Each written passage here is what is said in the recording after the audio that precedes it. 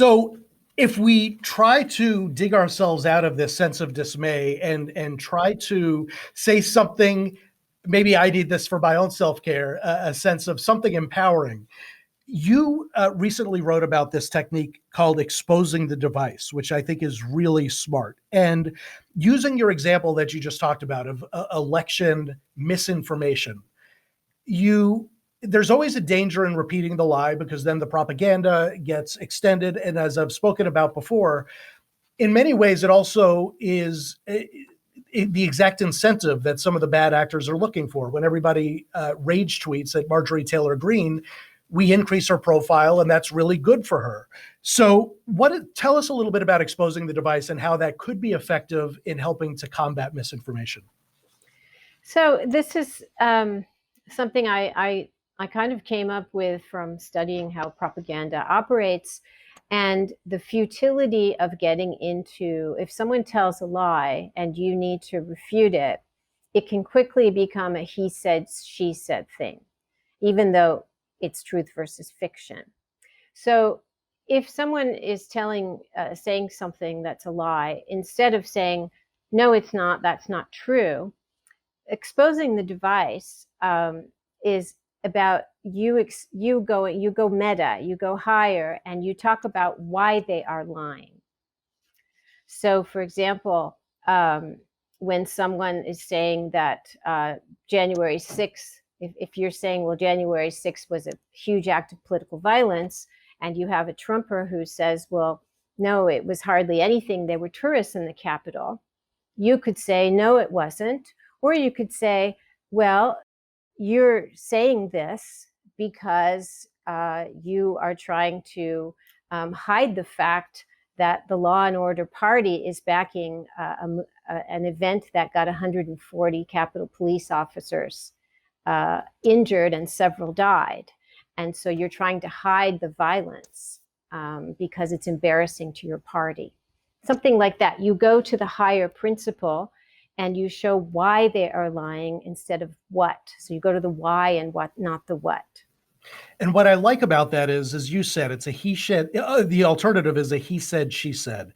And the moment you say to somebody, but here's why you're wrong, or here's why he's lying, the conversation shuts down. Your ability to influence or persuade that person goes down to zero. But if instead you say, here's what I find really interesting about that. Take a look at what he said here and let's examine the reasons why he might have said that. And especially if the historical analog you could choose is something that they agree with, now there's an opportunity perhaps to persuade people when otherwise they would have shut down. And if you are in a public event, when this exchange happens, it's very important that you direct the explanation of the larger principle to the audience, because you're exposing what this person is up to, and you want to give an explanation. And this is also known as you're speaking over them, not in real time, but you are directing your principle to the people who need to know about it.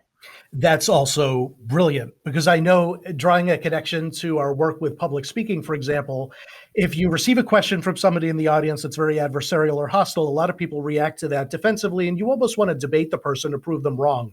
And you forget that your real conversation is with everybody else in that room who may not share the opinion. But the longer you engage in the debate, the more the audience might actually turn against you just because the way you're talking about it is so unsavory. Is there anything else you can say regarding other techniques throughout history that have helped remove or weaken the strongman? I mean, in terms of communication, during the end of communism, some dissidents started to do something similar to what I described. Instead of trying to argue with the communist hierarchy, they started to just address the nation. So there, you're starting to, in a situation like that, you need to establish your own legitimacy. So there's that.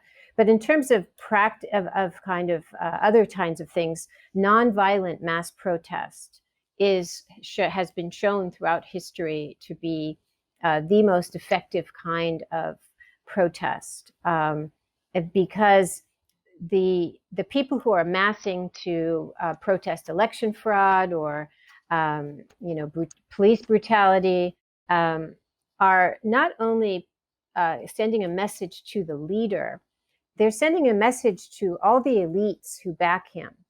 And historically, if these mass protests grow in size, they grow like at the end of communism, when communism was falling. This is when you can get something called elite defection, where elites who have been backing the ruler start to realize that history is not on his side anymore. And this happened in Arab Spring. It happened with Gaddafi. And often this is after real regimes. So it's not as applicable to America. But I would like to say that although we talk a lot about the rising tide of autocracy, we're also in the middle of a historic wave of protest around the world.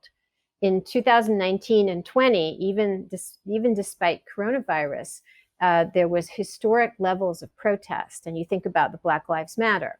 And one of the reasons the Republican Party is acting the way it is that it sees that it was the largest mass movement in American history. So they are on the defensive.